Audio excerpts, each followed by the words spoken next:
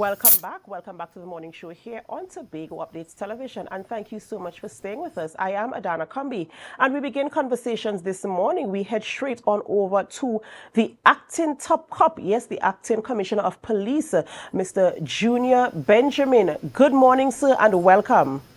A pleasant morning to you and to all your listening audience. It's a privilege to be here. Of course, and it is long coming. We've been wanting to have this conversation with you at the earliest hour, but the time is now. And so, of course, let's start off by saying congratulations to you in your appointment as Acting Commissioner of Police. But of course, we have to hit the ground running.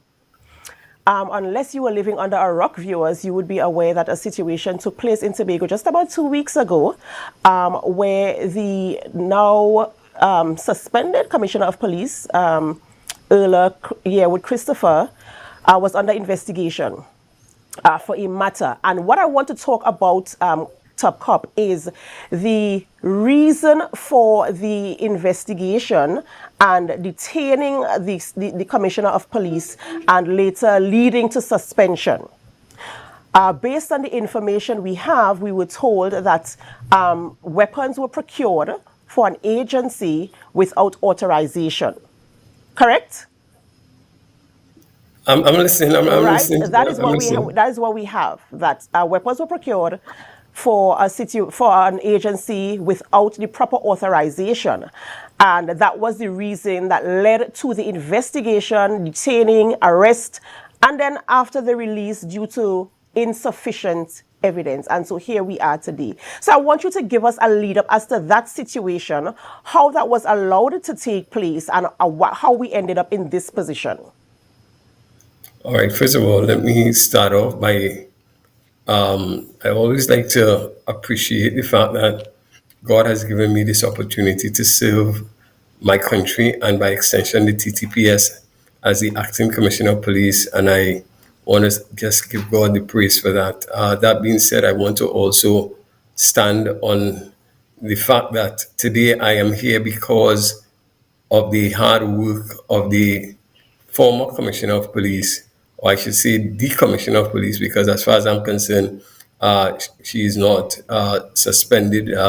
Her duties might cease, but that's what I know. I don't know to say that it is suspended. So she is still the commissioner of police, and I would want to respect that. And I want to really honor her at this time in terms of the work that she has done in the police service and continue to really she laid a foundation, and even today I stand on that because of the investment in that she played in the police service and in my life. I am here today, so I want to just start there and really appreciate the Commissioner of Police, Ma'am Erla, here with Christopher.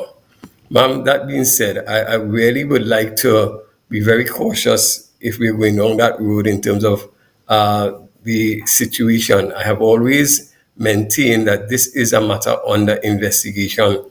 Because it is a matter under investigation, I would really not want to make further comments. I want to just put it out there that the Trinidad and Tobago Police Service, as we deal with this matter, there is a protocol and a procedure that is normally followed. It doesn't matter who it is. Nobody is above the law, and it goes to the highest person on the ladder that is involved in any governmental agency. Nobody is above the law, to the lowest person. We ensure that whenever there is a report, there is an investigation. If that investigation involves a person from the Trinidad and Tobago Police Service, there is a protocol that is followed where we must go to the Director of Public Prosecution, which is the DPP, and he guides the process. We ensure and we continue to ensure that we follow those protocols, and we would, at least under my tenure, I would ensure that there's a thorough investigation into this matter. And as we follow those protocols, we will always abide by the decision of the DPP, who will guide us accordingly. So that is all I would want to say on this matter. This is not something that the TTPS is happy about. we really would like to see this situation dealt with in accordance with the rule of law, and therefore we await the process, and we want to encourage the public to don't jump to conclusions. Let's just wait and allow the process to be revealed and let the process flow so that we can see the outcome, and that at the end, the law, I think, will reveal the truth of the matter. Commissioner, you're saying let us not jump the gun and wait for the process to happen. We're dealing with a public who is highly opinionated. They have their opinions, and they will go based on the information they have. And the information they don't have, of course, speculation will rise. Questions will rise when you don't have the information, and it will be put out there in the public space. So the people have been asking, and they want to know, and that is why there's so many talks still. Although this happened about 2 weeks ago, there's still talks in the atmosphere where this is concerned. Questions are raising like there are other officers who committed offenses who were charged and were still able to execute their duties, and this is not the case where Mrs. Harewood is, Christopher is concerned. And so these questions are still there. How do we determine whether an officer is going to be suspended? And I know this is from the DPP or the Police Service Commission. How do we determine if somebody is going to be on suspension, if they're going to continue to execute their services, and they have they have a charge is laid against them? How do we determine that? Again, it is important to know that the TTPS, especially the top executive, we are account to the Police Service Commission. The Police Service Commission, they are the ones responsible to determine the persons who should or should not operate within their functions. They are the ones that will determine disciplinary action against especially top officials within the police service and so forth. Therefore, this is something that I think only the Service Commission can probably speak to, and therefore I would not dare venture into that zone. I just want to assure the public the path in terms of the police service. We are to ensure that there is effective intelligence. We must ensure that we have what we call effective investigations and accurate investigations and thorough investigations into matters. And therefore, that is what the police is called to do. We are not here to determine innocence or guilt. It is about getting the evidence, getting the facts, and then a person goes, once there's enough, you go to the DPP. If there's enough for a prima facie case to be made, the DPP would, based on the level, all right, once it reaches a threshold that is acceptable, the DPP will make certain pronouncement. If it is not, he would ask for certain things to be done, and we would just simply comply. So all we're doing is complying with instructions from the DPP. We are guided by them, and we will continue to be guided by them even as we move forward. All right, Commissioner, and now you have been given your instruments as Acting Commissioner of Police. And so the buck is with you now. And as you are aware, the situation, I wouldn't go back to it, but the situation has caused a sort of an upsurge in terms of public confidence and trust in the TTPS. All right? And I see you lifting your shoulders there with this direction. But how do you now, coming into this position in the way that you did, how are you planning on restoring that level of confidence in the public in the TTPS, knowing that we've had so many situations happening, especially in the last half of last year, both in Trinidad and Tobago, and then this situation happening internally, and now you're sitting at the helm and having to remind us that, listen, the TTPS is here for one and all. How do you do that? Well, first of all, I want to just remind persons that the Trinidad and Tobago Police Service is one of the most resilient organizations that have ever existed. We have been through the rough times before, and we have weathered those storms. Whenever we talk about resilience from an organizational standpoint, is understanding that there are times that you are going to face bad weather, but understand that it is not what happens to you, but what happens in you that is important. Within the organization, we are becoming stronger and stronger. The officers especially I can speak to even at the present situation, the rallying around of the top executive as well as the executive of the police service and the divisional commanders is tremendous. There is a wonderful coming together. And you see, it is in the midst of all of this negative situation that you recognize that there's a level of change taking place on the inside. A stronger, more potent police service is being created. You recognize that you have to greater innovation and improvement is taking place as we put greater structures together. At the same time, with all of this, we have to ensure that there's an SOE and we have to function. Just the very fact that we are able to see some small wins is telling you that this organization is much more than one individual. This organization is about a nation, and it's about a nation that needs a level of law enforcement that is able to bring some level of transformational change so that with the reduction in crime, we can see a better way of life. That is our vision, to make every place safe in Trinidad and Tobago.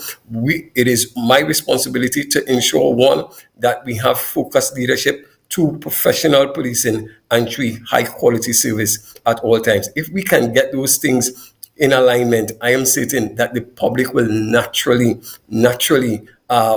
will build their faith and confidence in the police service. I know it is low, and we are not hiding about that. But what is happening is that more and more you're recognizing that as you see the changes taking place. I think more and more when we look outside there, we are recognizing that there's a slowly returning to form in terms of what is happening and how we're getting the feedback. People are now coming on board to be part and parcel of the change program that they're seeing right now in the TTPS. Mr. Benjamin, you stated, you're starting your term in office. Tell us, what would your first 6 months look like at the helm of the Trinidad and Tobago Police Service? All right, and again, for me, the first 6 months, I like to use what I call my 5P approach to leadership. All right, within the first 6 months, I'm expecting at least 3 of those P's to be revealed. The first one is where we deal with purpose. I want to ensure that, again, we bring back the organization to a level of purpose where we understand that sometimes your purpose has to be bigger than your pain. Our purpose is really about reducing crime. It is about ensuring that we build that community engagement. It is about ensuring that we seek to strengthen our stakeholder partnership. So therefore, I want to really ensure that we understand the purpose. And then we want to ensure that we seek to develop those principles that are very critical for us to ensure that as an organization, we are consistent in what we produce. So therefore, whatever we do, we want to ensure that we do it with pride. We want to be professional. We want to have that respect, integrity, dignity, excellence. We want to ensure that all that we do, that there is a brand that goes. When you hear TTPS, it is about bringing a brand. It must not be something that people must be proud to be a TTPS officer. And therefore, I want to build the morale of my officers. That will be very high on my agenda at this time. And therefore, I'm starting by going and meet with all the persons at the different levels in the police administration building. And then I'm going to the all the divisions to meet with those officers. I've met with my executive. I have met with my divisional officers, and it's about now going to the various divisions, meeting with the officers, hearing their concern, and dealing with those things. I want to also ensure that our processes are something that it's in an order, such an order that persons must not retire and then struggle to get their pension and so forth. There are certain processes within the service I certainly think that we need to work on, and therefore I'm going to be looking at these processes and seeing how we can tighten them, how we can improve them, because one of the things is that people tend to be very much frustrated when these processes do not work properly. A lot. There are some people saying that they have not gotten back pay and so on. I have to ensure that it hasn't changed. I see myself as a commissioner for all, and therefore it's going to looking at the special reserve officers, looking at the full time, looking at the civilian staff, and ensure that what they need that I provide. So I'll be looking at those things, and the last set of things I want to build the relationship among my officers. So therefore, the fourth P has to deal with person, the individual, and then the last P is that we're going to look at the performance, so that we want to end the year strong and ensure that we improve our performance as an organization. Now, Mr. Benjamin, you stated in a previous interview that you have a zero tolerance policy towards corruption, and we know the perception of corruption within the TTPS is very high among the public. What exactly do you plan to do to root out corruption within the TTPS? Right, and let me just say, I think that's a perception, right? To say it is very high, right? But nevertheless, I am of the firm opinion, even in Trinidad and Tobago, that it is less than 1% of Trinidad and Tobago that really creates the problem in relation to crime. When you look at it, it's less than 1%. But I'm just saying, even if you say 1%, it means that 99% of Trinidad and Tobago are persons who are law-abiding citizens. Likewise, I'm saying I do not believe that it is the minority of the police service that is corrupt, and therefore it is important that we don't take the minority and make it the majority. All right, I think that's a misnomer, and that is something that must change. But nevertheless, the perception is a reality for some, and therefore the point is, as a zero tolerance situation, is what I am saying is that once a person it is proven to be involved in any form of corruption, I am saying we are going to be one, ensuring that the investigations are done, and if the person must be charged, they will be charged, and there will be absolutely no compromise where that is concerned. We are not going to cover up. There must be a level of transparency, integrity, and accountability in the way that we do things, and therefore I'll be strong on that. I am also saying if they are not going to be charged, there must be discipline. I am saying I'm expecting discipline to be done by our tribunals, and I'm expecting that the penalty should not be a slip, a hit on the wrist. It must be something that speaks to, hey, that what you're doing is wrong, and therefore I'm expecting that the commensurate disciplinary penalties must be proportionate to the offense that has been committed. And I think when we start there, we will see some change. Mr. Benjamin, talking about disciplinary, right? You're saying, of course, no level of corruption, working with integrity, and that there must be some investigation, there must be a charge or some type of disciplinary action. What are some of these actions? Because you haven't identified any. What are some of the disciplinary actions that can be taken should a matter of corruption arise within the TTPS? All right. So now, understand, there are two limbs to when we say the word corruption, right? So I'm saying when an investigation is done, if that investigation shows that a criminal offense has taken place, then what happens is that the PSB, all right, they would then take over that investigation, and charges will be laid. If there is no criminal, but we believe there's a breach of the regulation, then the disciplinary side kicks in. And in the disciplinary side, there are two limbs. There are one that deals with a three-man tribunal, which is the more severe sort of discipline. And there's a one-man tribunal where, again, it deals with the lesser side in terms of discipline. In the three-man tribunal, if they really believe that the breach is very severe, it can lead to where they recommend to the commissioner that the person be dismissed, and the commissioner looking at the facts could then determine that the person should be dismissed. All right, that's how severe it can be. But you can have other punishments that could be handed down, where again fines, person could be probably even demoted in rank, and all the different things also can go with it. So there's a series of different things. We have a DO 14 of 2008 that guides the operation of the disciplinary procedure. Mr. Benjamin, we've seen in Tobago where there's a rise in the level of criminality on the island, particularly among our young men. Is there a specific strategy for tackling the crime situation, sort of nipping it in the bud in Tobago before it gets worse? All right. So I want to, again, say that I respect your views. I am not sure that I might support that, right? If we're looking at the present statistics, I don't know if it will show that there is an increase. All right, I know last year there was.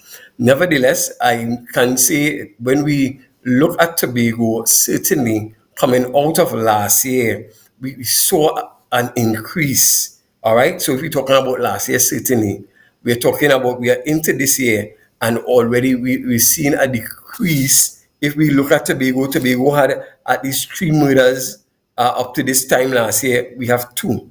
So I am saying that it is down. When we look at our overall, we have at least up to yesterday, I think we had about 38 murders. We against 55 last year. All right, and in 2023 we had 73. So again, I'm not sure if I can agree when we make these statements, because again, I'm not sure, because the data is showing something different. That being said, people don't really care about your data. People is what they perceive, and therefore I am saying the question, however, is what is being put in place, and I am saying that the TTPS, one, we are allowing the data to guide us. We cannot be moved by emotions and what we think. We are saying that there must be what we call intelligence-led, evidence-based solutions to crime.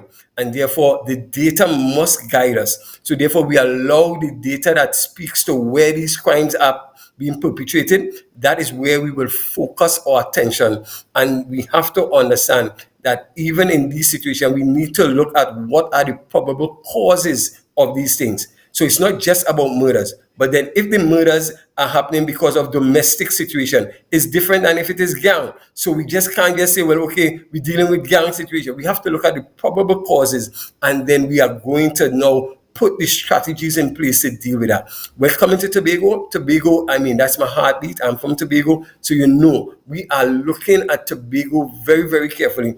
And again, I am constantly in contact with the ACP Tobago, and Senior Superintendent Eli and the team across there, and they are taking a very, very critical look at the crime situation, and we are putting in necessary strategies to take the young men off the streets. We have our youth clubs, we have different activities that we are engaging in to ensure that we have those young people being more active and becoming more productive citizens of Trinidad and Tobago.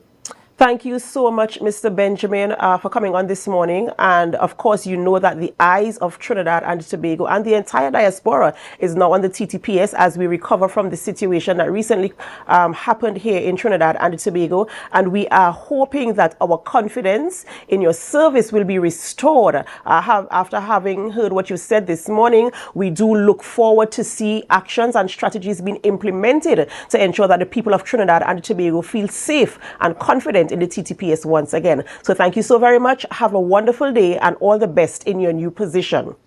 Thank you so very much. Ladies and gentlemen, we've been speaking with Mr. Junior Benjamin. He's recently been installed as the Acting Commissioner of Police here in Trinidad and Tobago following a recent incident in the TTPS. If you are aware of what has happened there, of course, we know the situation as it were. We have to go for a short break, but guess what? The photo of the day, can you guess where this photo was taken place? This photo was submitted by Kerry Walcott. Can you guess where this photo was taken place? If you do know, you can leave comments on our Facebook live stream or on our YouTube channel. You can also WhatsApp in your answer if you think you know on 284-6597. Ladies and gentlemen, we're going to go for a short break before we continue conversations in studio this morning. And as we go, we invite you to help us. Share the live, share the live, share the live. We'll be right back.